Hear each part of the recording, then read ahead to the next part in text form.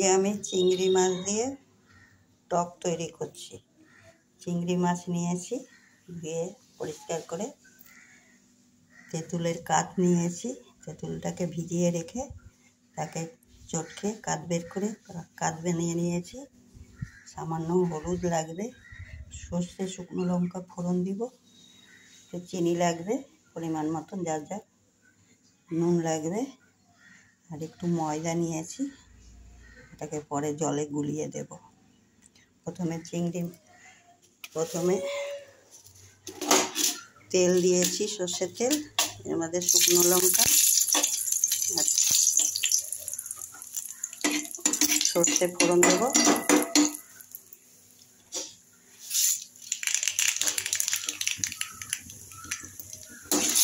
সর্ষে ফোড়ন দিয়েছি,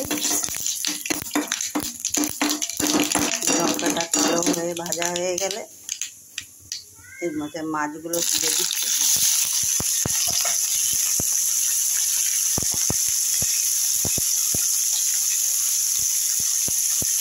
নুন দিলাম, হলুদ দিলাম, দিয়ে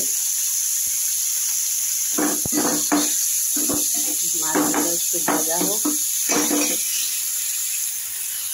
চিংড়ি মাছটা ভাজা হয়ে গেছে, এর মধ্যে এখন একটু জল দেব, তেঁতুলের কাঠটা দিয়ে দেবো, মিষ্টিটা দিয়ে দেবো। মিষ্টিটা যার যার পছন্দ মতন দিবেন, যে যেরকম মিষ্টি খায়। তারপরে ময়দাটা গুলিয়ে রেখেছিলাম, সেই ময়দাটাকে দিয়ে দেবো, দিয়ে ফুটে উঠলে, এই দেখুন চিংড়ি মাছ দিয়ে ফুটে উঠেছে। এই চিংড়ি মাছগুলো সিদ্ধ হয়ে গেছে। আছে টক, চিংড়ি মাছের টক খেতে খুবই ভালো হয়। একবার এইভাবে বানিয়ে খেয়ে দেখবেন।